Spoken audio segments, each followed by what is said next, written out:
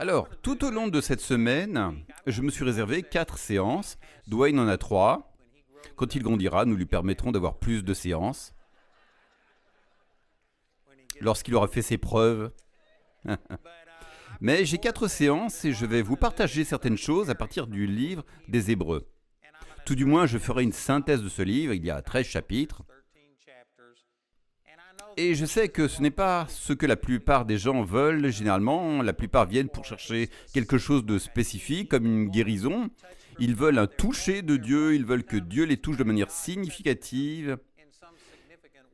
Mais ils ne veulent pas rester assis là et étudier réellement la parole. Et c'est un gros problème. Les gens recherchent quelque chose de ponctuel, mais la raison pour laquelle les gens rencontrent des problèmes, c'est parce qu'ils ne comprennent pas les vérités de la parole de Dieu. Si l'Épître aux Hébreux n'est pas l'un de vos livres préférés, si le sujet qu'il traite ne vous réjouit pas profondément, c'est que vous n'avez pas compris le Nouveau Testament. Vous ne comprenez pas le vrai évangile. L'Épître aux Hébreux a été écrit pour plusieurs raisons, mais le nom hébreu en dit long car il vise à faire passer les Juifs qui étaient sous la mentalité de l'ancienne alliance à la nouvelle alliance. Et c'est de cela dont il s'agit. Et pourtant, la plupart des chrétiens aujourd'hui, et j'ose dire que vous, la crème de la crème, c'est un jeudi soir et vous êtes venus ici pour écouter un gars du Texas. C'est que vous êtes un fanatique ou vous avez été amené ici par un fanatique, l'un des deux. Donc, vous êtes la crème de la crème, mais je peux vous garantir que la majorité des gens ici, dans cette salle, ne comprennent pas la plénitude de la nouvelle alliance. Certains essaient toujours de servir Dieu avec une mentalité de l'ancienne alliance, et vous pourriez dire que ce n'est pas le cas pour vous, mais à mesure que je vais avancer, ce sont certaines des choses les plus radicales que Dieu m'ait jamais dites. Et lorsque j'arriverai au chapitre 9 et 10 d'Hébreux, je vous garantis qu'il y a des choses que, lorsque j'ai commencé à les enseigner, je n'avais jamais entendu personne d'autre les enseigner. Depuis, j'ai entendu le pasteur Dwayne et d'autres personnes enseigner des choses similaires, donc je ne prétends pas que cela m'est propre, mais je dis que ce n'est pas très connu. Et très peu de personnes comprennent les vérités données dans le livre des Hébreux. Et c'est l'une des raisons pour laquelle elles rencontrent tant de problèmes.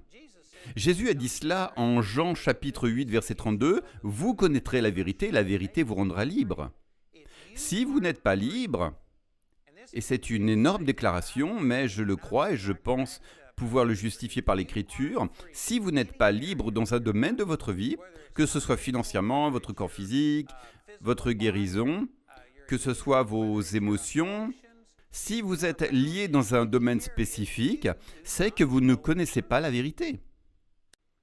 Vous connaîtrez la vérité et la vérité vous affranchira.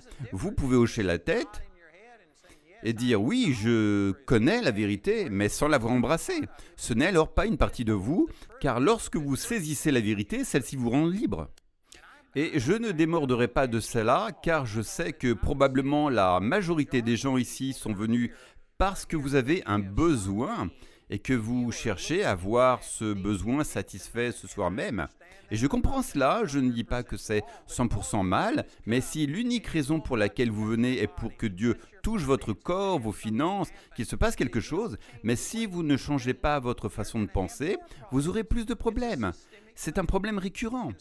Et tant de chrétiens cherchent uniquement à ce que Dieu les touche, mais ils ne cherchent pas à changer leur façon de penser. 2 Pierre chapitre 1 verset 3 dit « Comme sa divine puissance nous a donné tout ce qui contribue à la vie et à la piété, par la connaissance de celui qui nous a appelés par sa propre gloire et par sa vertu. » C'est par la connaissance de Dieu que nos besoins sont pourvus. Si vous avez un besoin dans votre vie, c'est que votre connaissance de Dieu est incomplète ou que vous ne croyez pas correctement, sinon cela se manifestera à vous. Vous n'avez pas à supplier Dieu. Dieu veut vous bénir plus que vous ne le voulez. Dieu veut que vous soyez en bonne santé plus que vous ne le voulez. Il veut vous rendre prospère plus que vous ne le voulez. Il veut vous donner l'amour, la joie et la paix. Ces choses ont déjà été accomplies. Si vous ne les recevez pas, ce n'est pas que Dieu n'a pas donné. Vous n'avez pas à supplier davantage ou à aller à une réunion différente ou avoir plus de gens qui vous imposent les mains. Ce dont vous avez besoin, c'est de plus de vérité. Vous avez besoin de comprendre et de recevoir une connaissance révélée de la parole de Dieu. Mon peuple périt par manque de connaissance. Osée, chapitre 4, verset 6. Et frères et sœurs, je dis cela avec amour, mais c'est la raison pour laquelle nous avons tant de problèmes aujourd'hui. Si tout ce que vous faites est de penser selon la parole de Dieu, comme le dit Romains 8, fonctionner avec une mentalité charnelle conduit à la mort, et être charnel ne signifie pas nécessairement être enclin au péché, des choses comme ça. Tout péché est charnel. Mais saviez-vous que la chair ne concerne pas nécessairement le péché ? Mais pensez juste comme un être humain ordinaire. Pensez comme vous savez les gens qui disent « Eh bien, je ne suis qu'un homme ou une femme, que puis-je faire ?» C'est une manière de penser charnelle. Vous n'êtes pas juste un homme ou une femme. Un tiers de vous, si vous êtes né de nouveau, est entièrement rempli du Saint-Esprit. Vous avez le pouvoir et l'autorité. Ou encore si vous dites « Mais le médecin m'a dit que j'allais mourir, j'ai le cancer, que puis-je faire ?» C'est charnel. Et la Bible dit que penser de manière charnelle, c'est la mort. Mais penser de manière spirituelle, fonctionner de manière spirituelle, c'est être orienté vers la parole. Jean 6, 63 dit « C'est l'esprit qui vivifie. La chair ne sert de rien. Les paroles que je vous ai dites sont esprit et vie. » La parole de Dieu est esprit. Donc, avoir les tendances de l'esprit, c'est être orienté vers la parole. Et donc, encore une fois, pour en revenir à Romains 8,6, penser de manière charnelle conduit à la mort, mais penser de manière spirituelle conduit vers la parole, ce qui mène à la vie et la paix. Et si vous n'avez ni vie ni paix, c'est que vous n'êtes pas spirituellement orienté. Merci pour ce silence assourdissant. Je sais que certains d'entre vous sont en train de penser « Mais de quoi parles-tu ? Dites-vous que c'est ma faute ? » Oui, c'est ce que je dis. Et d'une certaine manière, c'est une grande bénédiction de découvrir que c'est ma faute, parce que si c'était la faute de Dieu, s'il avait simplement ordonné que vous soyez un raté, que vous soyez malade, que vous soyez pauvre, si c'est juste ainsi que vous deviez être, alors vous allez passer tout votre temps à supplier Dieu « Oh, s'il te plaît, touche-moi et change ma vie !» Si c'est la faute de Dieu, comment changer Dieu ? Eh bien, c'est ce que la religion enseigne. Vous priez, intercédez, jeûnez, vous engagez un bras de fer avec Dieu et mettre de la pression sur lui. Et s'il ne répond pas, alors vous cherchez à créer une chaîne de prière avec 100 personnes pour le forcer. Et c'est fondamentalement ce que fait le corps de Christ. Une manière plus facile est simplement de connaître la vérité, et la vérité vous rendra libre. La vérité vous changera et tel vous penserez dans votre cœur, tel vous serez. Proverbe 23, 7. Votre vie va dans la direction de vos pensées, dominantes. Je ne dis pas que cela va dans la direction de vos désirs. Vous pouvez prier pour la guérison, désirer la prospérité, vous pouvez désirer toutes ces choses, mais votre vie suivra la manière dont vous pensez. Amen. Je dois entrer dans le livre des Hébreux. Donc, laissez-moi résumer certaines choses. Je vais arriver au chapitre 10 des Hébreux. C'est là que je vais commencer, car il dit, après 9 chapitres de différentes choses, c'est essentiellement résumé des choses qui ont été dites. Donc, au chapitre 1 des Hébreux, l'auteur commence en disant que Dieu a parlé dans le passé par des anges et de différentes manières. Mais maintenant, il parle à travers Jésus, et que Jésus, dans le chapitre 1, verset 3, est l'image même du Père. Ce mot, si vous le regardez en grec, parle littéralement d'une représentation parfaite, une représentation exacte. Auparavant, Dieu parlait en symboles et en nombres dans l'Ancien Testament, mais dans le Nouveau Testament, nous avons le vrai. Jésus est la meilleure façon de parler. Et la suite du premier chapitre parle de la supériorité de Jésus par rapport aux anges. Et il compare le ministère de Jésus au ministère des anges. Ensuite, au chapitre 2, il dit que nous devrions prêter une attention plus sérieuse aux choses qui ont été dites par Jésus. Parce que si les choses dites par les anges dans l'Ancien Testament étaient punies et que chaque transgression recevait une juste rétribution, eh bien alors, combien plus allons-nous échapper si nous négligeons ce que Jésus a fait ? Et il prépare le terrain. Et si vous êtes attentif, il prépare le terrain pour montrer qu'il y a une différence entre la nouvelle alliance et l'ancienne alliance. Et Jésus a introduit une nouvelle alliance. Puis au chapitre 3, on commence à parler de Jésus comme le grand prêtre de notre confession. On fait beaucoup de cas du fait que Jésus est supérieur à Moïse. Parce que Jésus est celui qui a construit la maison, tandis que Moïse n'était que fidèle à la maison que Dieu lui avait donnée. Mais Jésus est celui qui l'a construite. Et ensuite au chapitre 4, je reviendrai sur cela pendant une semaine, car le chapitre 4 des Hébreux est l'une des choses les plus importantes que le Seigneur m'ait montré sur comment vous vous reposez en ce que Jésus a fait au lieu d'essayer de faire quelque chose pour obtenir que Jésus agisse. Frères et sœurs, c'est la majorité du corps du Christ qui travaille et lutte pour obtenir de Dieu qu'il fasse quelque chose au lieu de faire confiance à ce que Jésus a déjà pourvu. C'est donc de cela dont parle le 4e chapitre, et puis au chapitre 5, on parle à nouveau du sacerdoce élevé de Jésus, et on commence à en parler, mais il dit à la fin du chapitre 5, « J'ai beaucoup de choses à vous dire, mais vous ne pouvez pas le supporter, parce que vous êtes charnel. » Et puis, au chapitre 6, il prend un bref détour en disant « Vous devez cesser d'être des bébés chrétiens. Vous ne devriez plus en être au rudiment de la foi, mais passer à la nourriture solide, à commencer à comprendre les choses de Dieu. » Et encore une fois, je ne dis pas cela pour critiquer qui que ce soit, mes frères et sœurs, la grande majorité du corps de Christ ne veut pas étudier la parole. Ils ne veulent pas renouveler leurs pensées, ils veulent que quelqu'un agite la main au-dessus d'eux, ils viennent à l'église pour que quelqu'un prie, résolve leurs problèmes. Ça ne fonctionne pas de cette façon.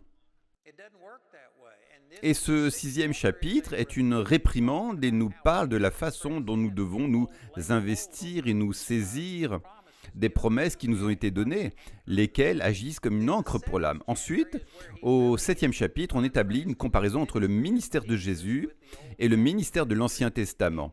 Et Jésus n'était pas un prêtre issu de la tribu de Lévi, comme l'exigeait la loi. Il était un prêtre selon Melchisédek. C'est l'un des passages préférés de l'écriture de Charlie. Charlie Leblanc, celui qui dirige la louange et l'adoration. Je l'ai enseigné là-dessus en Angleterre. Il y a probablement 20 ans, et j'enseignais sur Hébreux 7, et j'ai dit « Vous comprenez cela ?» Et Charlie a dit « Non !» très fort.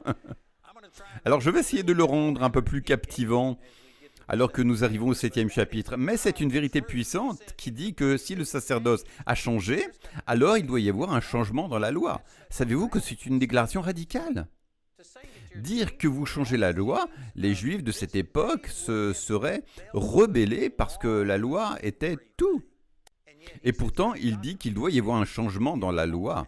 Et puis, au chapitre 8, il commence à citer Jérémie chapitre 31, où il dit « Je vais faire une nouvelle alliance, et elle sera complètement différente. » Et l'un des avantages, je pense que c'est au verset 12, est que Dieu ne se souviendrait plus de nos péchés et de nos iniquités.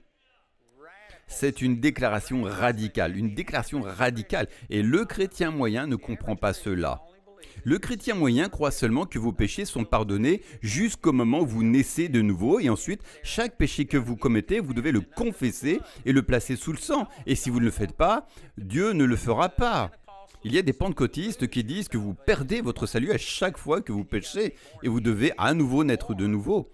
Ou les évangéliques, c'est la même pratique, mais avec moins de conséquences. Vous ne perdez pas votre salut, vous allez simplement perdre les avantages de votre salut. Il ne communiquera pas avec vous, il ne répondra pas à votre prière s'il y a du péché dans votre vie. Si je croyais vraiment cela, je vous rendrais service en vous tuant au moment où vous êtes sauvé. Cela serait la seule façon d'obtenir que chaque péché soit totalement confessé. Et c'est ce que promet le 8e chapitre. Et ainsi de suite, le chapitre 9 arrive et c'est l'une des choses que je vais partager avec vous.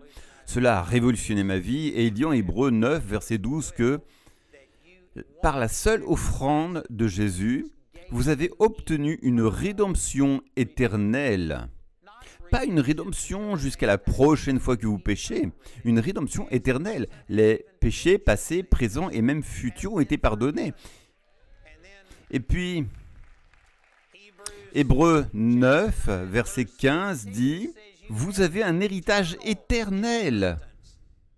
Et encore une fois, il y a une grande partie du corps de Christ qui pense que vous perdez votre salut chaque fois que vous péchez et que vous devez naître de nouveau encore une fois. C'est de l'esclavage. C'est terrible. Ensuite, le chapitre 10 développe cette vérité. Le chapitre 10, verset 10, dit que nous avons été sanctifiés par l'offrande du corps de Jésus-Christ, une fois pour toutes. Et ensuite, au verset 14, il dit que si nous avons été sanctifiés, nous avons été rendus parfaits. C'est trop beau pour être vrai. Et encore une fois, il n'y a pas beaucoup de chrétiens qui croient cela. Je vais enseigner ces choses en profondeur. Et je vous promets que si vous pouvez comprendre ce que j'ai déjà dit, si vous avez une révélation complète de cela, cela transformera votre relation avec Dieu. Cela vous empêcherait de vous tenir à distance de lui plutôt que de croire uniquement que Dieu existe. Cela vous permettrait d'entrer dans le Saint des Saints. Cela vous permettrait d'avoir une relation avec Dieu que la plupart des chrétiens ne pensent même pas être à leur portée. Laissez-moi commencer ici en Hébreux, chapitre 10. Et encore une fois, je vais revenir sur certaines choses plus en détail, mais laissez-moi simplement vous montrer quelques-uns de ces versets qui, si vous comprenez ce qui est dit ici, sont radicaux. Radicaux. Hébreux, chapitre 10, et au verset 19, il est dit « Ainsi donc, frères, puisque nous avons l'assurance d'entrer dans le sanctuaire par le sang de Jésus, encore une fois, la plupart des gens n'ont pas cette assurance.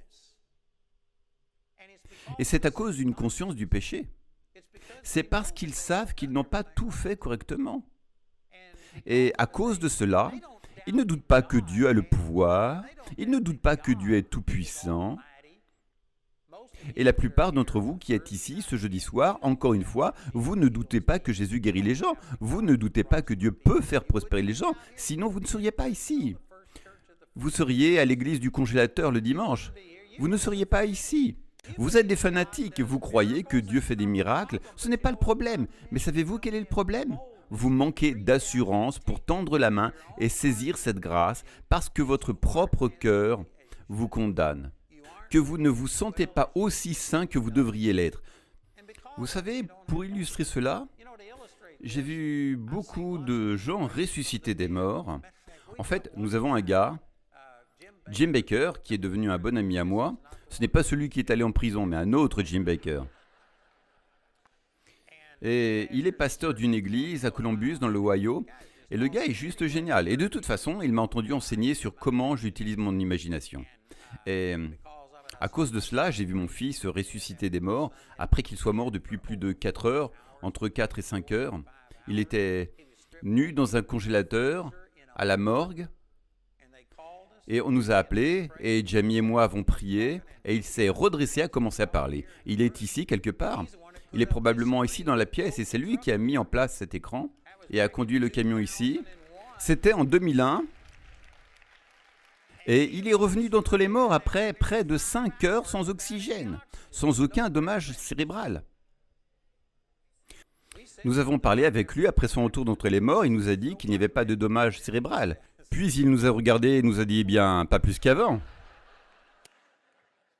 J'ai vu des gens ressusciter des morts et ce Jim Baker, il a lancé un défi à son peuple dans son église et il l'appelle le défi de la résurrection des morts d'Andrew Wommack. Et il leur dit ce que j'ai enseigné sur l'imagination. Il dit « Je vous mets au défi de faire ce qu'Andrew a fait. » Et depuis qu'ils ont lancé ce défi, 16 personnes dans leur église ont ressuscité des morts.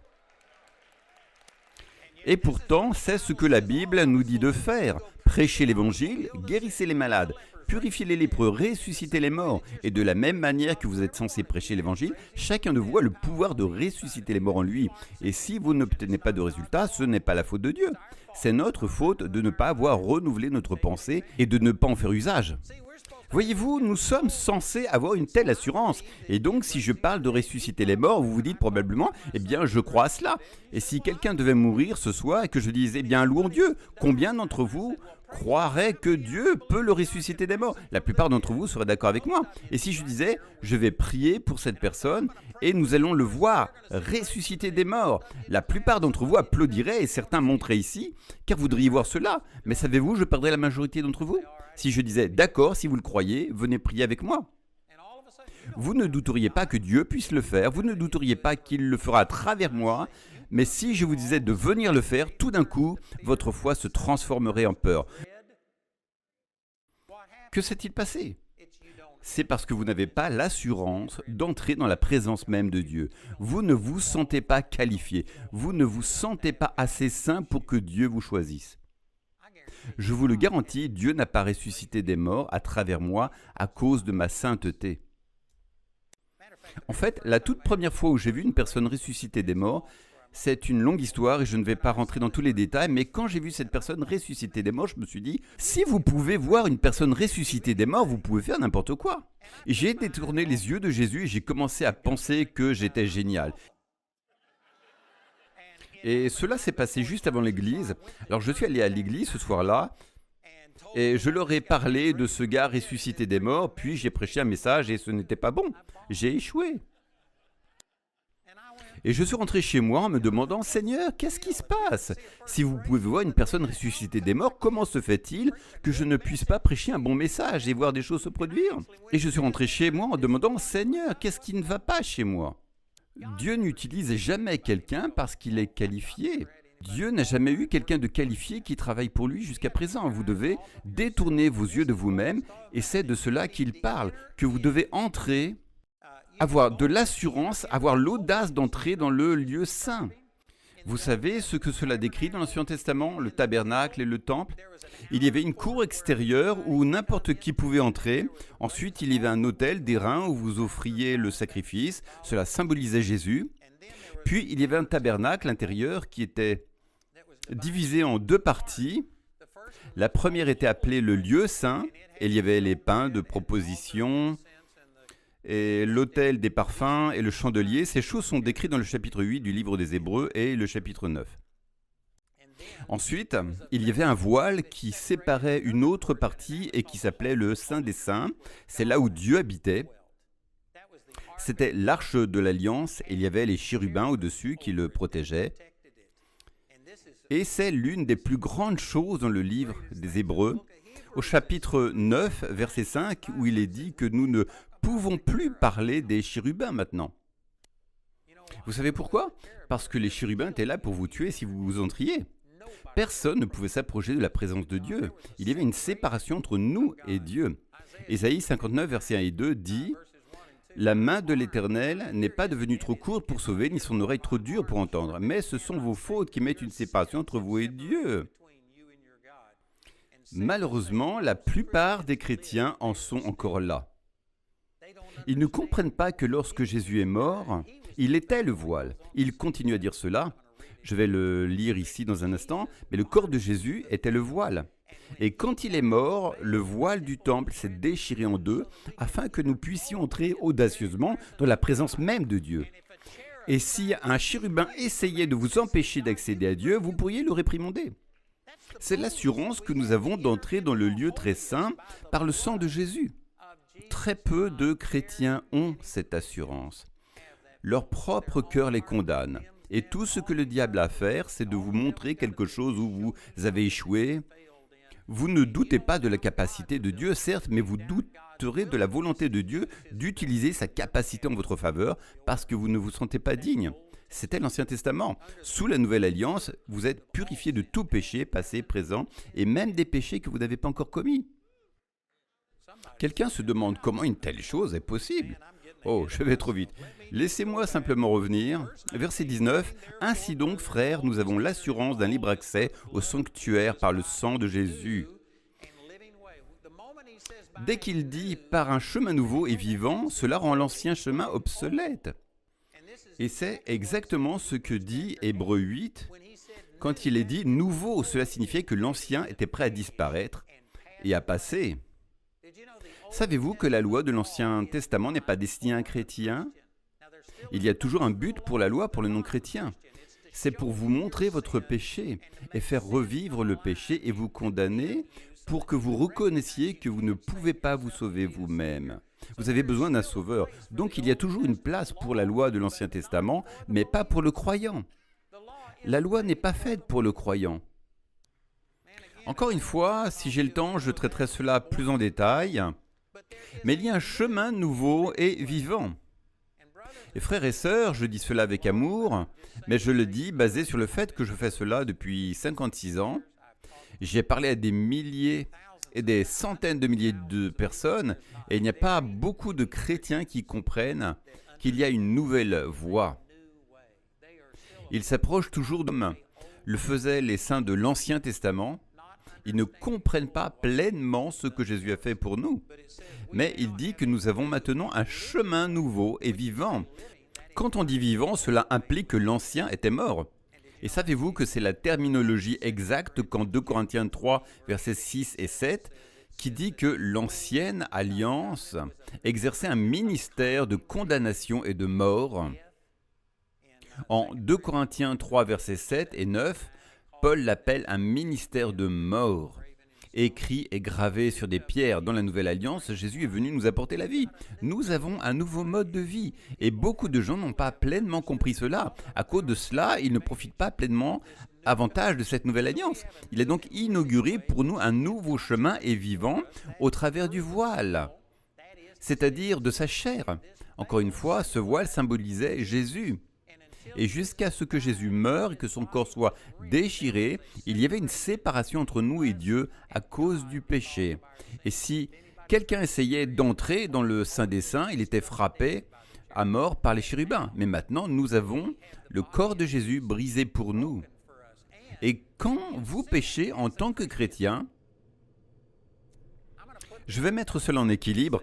Je ne peux pas dire tout ce que je veux dire ce soir, mais je n'encourage pas le péché.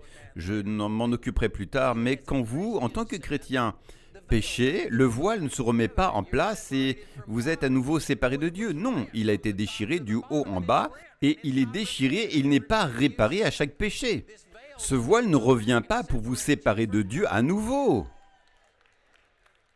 Si vous compreniez vraiment cela, cela ne vous libérerait pas pour pécher, mais cela vous libérerait du péché. Cela vous libérerait de la culpabilité et de la peine du péché.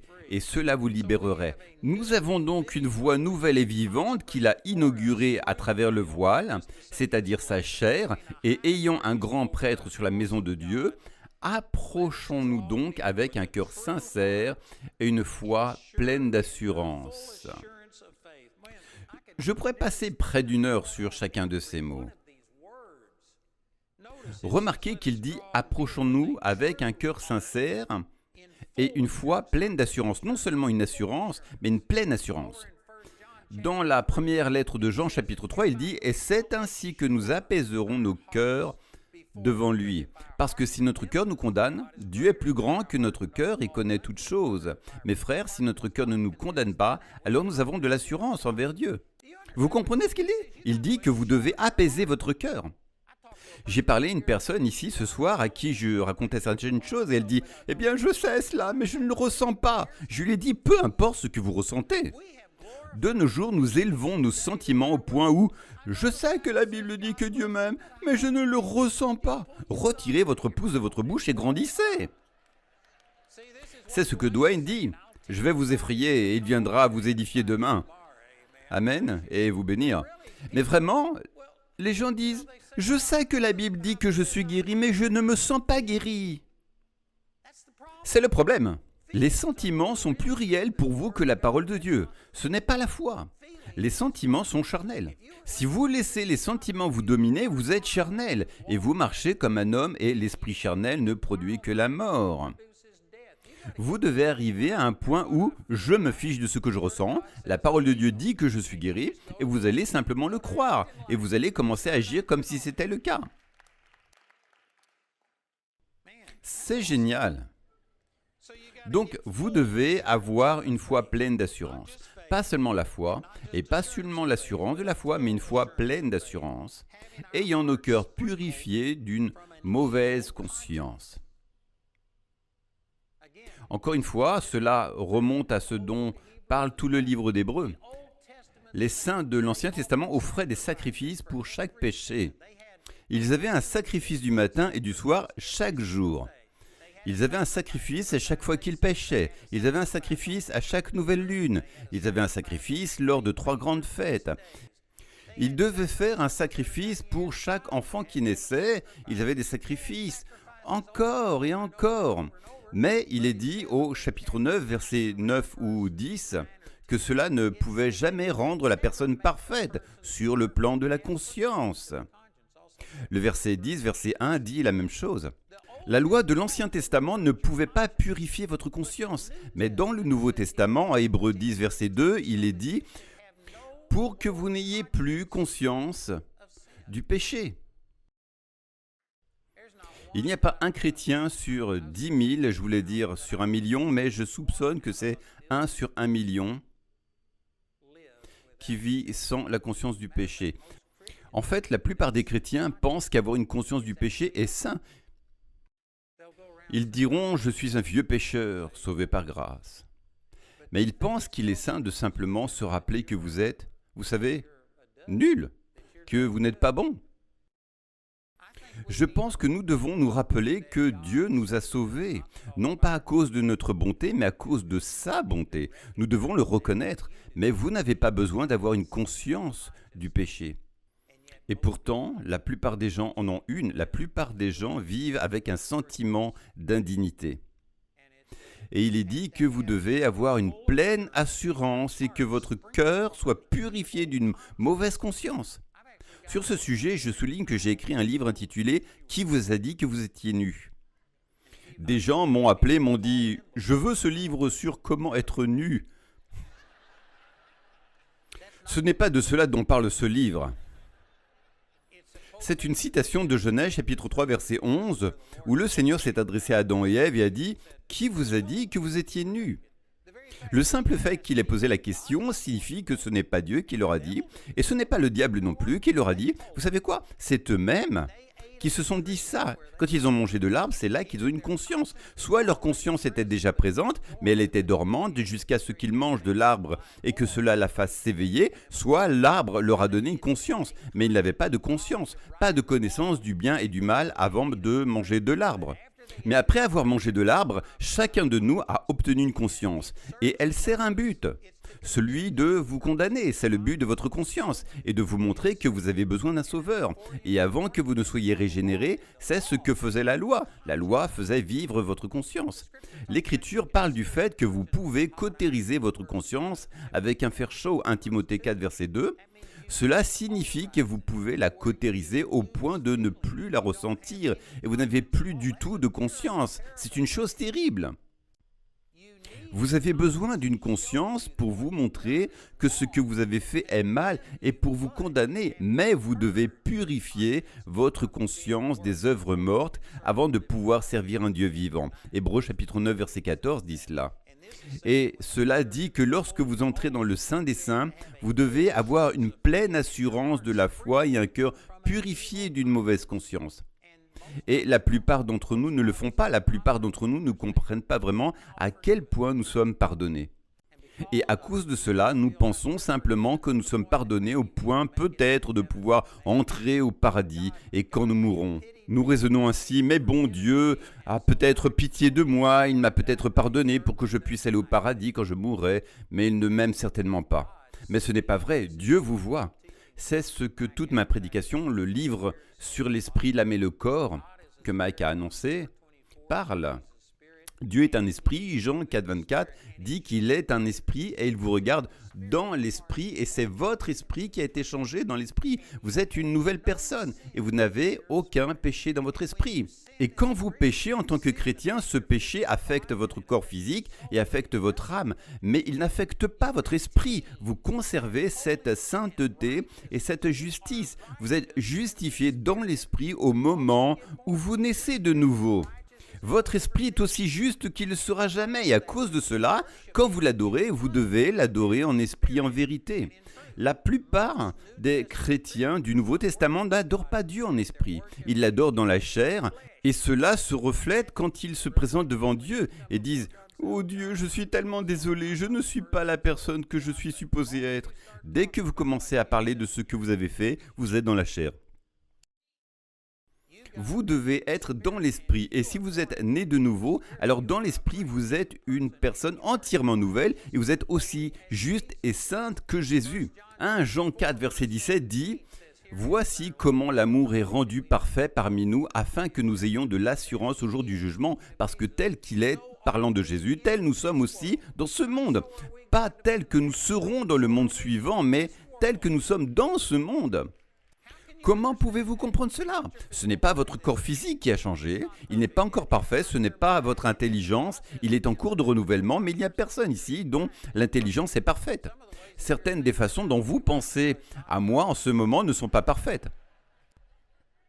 Mais dans votre esprit, vous êtes tout à fait nouveau et vous êtes aussi saint et pur que Jésus et vous devez vous approcher de Jésus sur la base de qui vous êtes dans l'esprit et non pas sur la base de ce que vous avez fait dans la chair.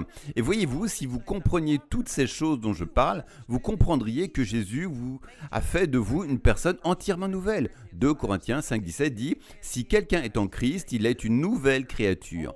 Les choses anciennes sont passées, voici, toutes choses sont devenues nouvelles. » Votre corps physique n'est pas devenu nouveau, votre intelligence n'est pas devenue nouvelle non plus, mais dans l'esprit, vous êtes entièrement nouveau. En Éphésiens 1,13 dit qu'au moment où vous croyez, vous êtes scellés du Saint-Esprit, emballés sous vide.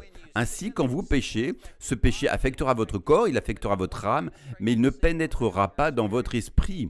Et vous conservez votre justice et votre sainteté aux yeux de Dieu.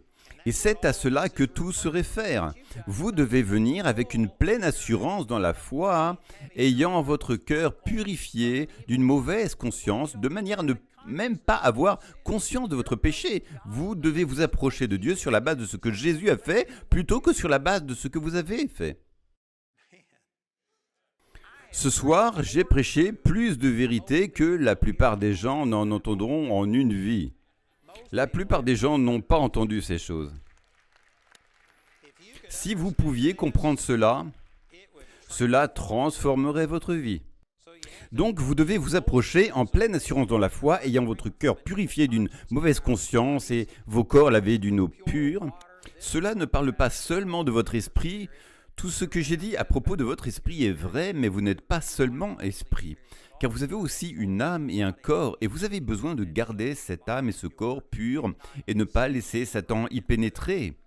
Il y a donc une place pour cela, et vous avez besoin de voir vos corps lavés d'une eau pure. Les Écritures disent que vous êtes lavés, purifiés par la parole que je vous ai prêchée, que vous êtes lavés par la parole. Au verset 23, il écrit « Retenons fermement la confession de notre foi, sans fléchir, car celui qui a fait la promesse est fidèle. Veillons les uns sur les autres pour nous inciter à l'amour, aux œuvres bonnes. N'abandonnons pas notre assemblée, comme c'est la coutume de quelques-uns, mais exhortons-nous mutuellement, et cela d'autant plus que vous voyez le jour s'approcher. » Et encore une fois, il y a tellement de choses qui nous affectent aujourd'hui, mais la manière dont nous avons accès aux nouvelles, aux médias sociaux, à nos téléphones portables et à tout ce genre de choses, les chrétiens sont plus connectés au monde qu'ils ne l'ont jamais été. Il y a plus de saleté du monde qui circule dans l'esprit et le cœur d'un chrétien que probablement n'importe quelle génération qui ait jamais existé. Et nous devons contrer cela en nous rassemblant et en nous encourageant les uns les autres à l'église et dans des choses comme ça. C'est pourquoi vous avez besoin d'une bonne église. Vous avez besoin d'une église de qualité divine à laquelle vous pouvez assister. Et je sais qu'il y a beaucoup de gens qui vivent de mes enseignements ou quelque chose comme ça. Ou bien vous regardez à la télévision. Mais vous savez quoi? Vous avez besoin de quelqu'un avec de la chair, pas seulement quelqu'un à la télévision. Vous avez besoin de personnes avec lesquelles vous pouvez vous associer et qui peuvent influencer votre vie. Vous avez besoin d'être entouré de gens. Enfin, c'est un bref résumé, je pense, de la plupart ce dont parle le livre des Hébreux. Ensuite, au chapitre 11, pour le prouver, il commence à passer en revue tous les héros de l'Ancien Testament et à vous montrer que ce n'était pas leur vie pieuse qui a fait que Dieu les accepte, mais c'était leur foi. C'était une sorte de Hall of Fame de la foi.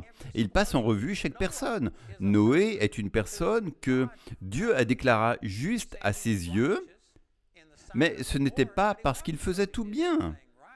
Il s'est saoulé après être sorti de l'arche et s'est déshabillé, et il a fini par maudire son propre fils. Regardez aussi Abraham, il a menti à propos de sa femme 2 fois et était prêt à laisser quelqu'un d'autre commettre l'adultère avec elle pour sauver sa peau. Mais Dieu a sauvé Sarah et fait en sorte que cela ne se produise pas. Abraham n'était pas le gars le plus saint dans les parages. Et pourtant, le voici, Dieu le donne en exemple d'homme de foi. Et si vous passez en revue chacun de ceux-ci, Moïse a tué un homme. Il a tué un homme. Vous savez que Moïse a écrit les 5 premiers livres de la Bible, plus le psaume 90. David a tué un homme, le mari de son amante. Et il a essayé de cacher son péché. Et pourtant, la plupart de 1 Samuel a été écrit sur David. Tout le 2 Chroniques a été écrit sur lui. Il a écrit tous les psaumes. La plupart des psaumes, excusez-moi. Donc, il était un meurtrier et ensuite Paul est venu. Paul a consenti à la mort des gens et les a arrêtés. Il a écrit la moitié des livres du Nouveau Testament. Vous réalisez que la Bible a été écrite principalement par des meurtriers ? Et pourtant, les gens, d'une manière ou d'une autre, ont négligé cela et pensent « Il faut être saint pour que Dieu vous utilise ». Dieu n'a jamais utilisé une personne qualifiée à son service. C'est étonnant de voir comment la plupart des gens ne laissent pas la Bible entraver ce qu'ils croient. Ils croient simplement des choses, mais si vous étudiez la parole, comment pouvez-vous passer devant cela ? L'Ancien Testament exerçait un ministère de la mort. 2 Corinthiens 3,7, un ministère de condamnation. 2 Corinthiens 3,9, la loi met en évidence le péché. Romains chapitre 7, je crois que c'est au verset 9, elle donne de la puissance au péché, et ainsi de suite. Vous pourriez continuer avec toutes ces choses. 1 Corinthiens chapitre 15, verset 55 ou 56, dit que la puissance du péché, c'est la loi.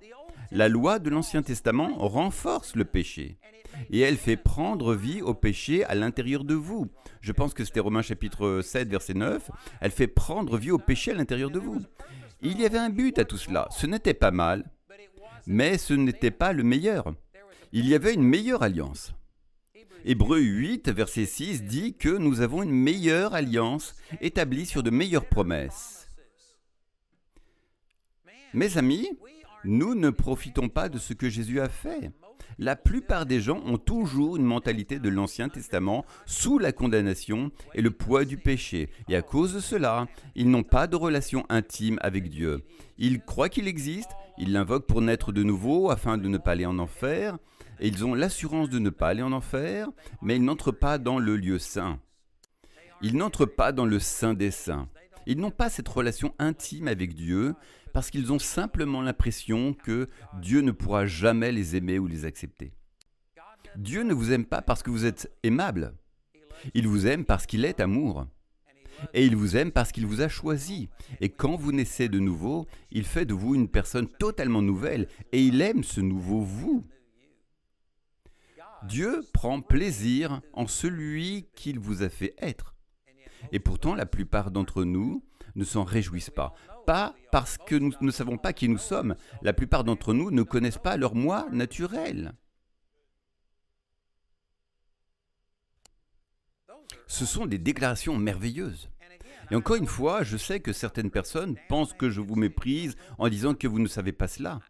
Mais vous êtes exceptionnel, vous êtes la crème de la crème. Et pourtant, la plupart d'entre vous ne savent pas cela. Je le sais parce que j'ai prié avec une centaine de personnes ce soir ou quelque chose comme ça, et je vous garantis que la grande majorité ne sait pas qui elles sont. Et c'est la raison pour laquelle elles laissent Satan les dominer.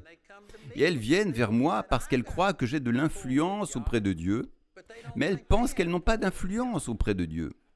Et donc, elles viennent et elles veulent que quelqu'un d'autre fasse pour elles ce qu'elles pensent ne pas pouvoir faire. Mais la vérité est que chacun de nous, dans le domaine spirituel, eh bien, ce qui compte est l'esprit de son Fils dans nos cœurs. Et la seule chose qui nous empêche d'y accéder, c'est que nous n'avons pas renouvelé notre pensée, nous ne comprenons pas ce que Jésus a fait. Et encore une fois, c'est le message central du livre des Hébreux.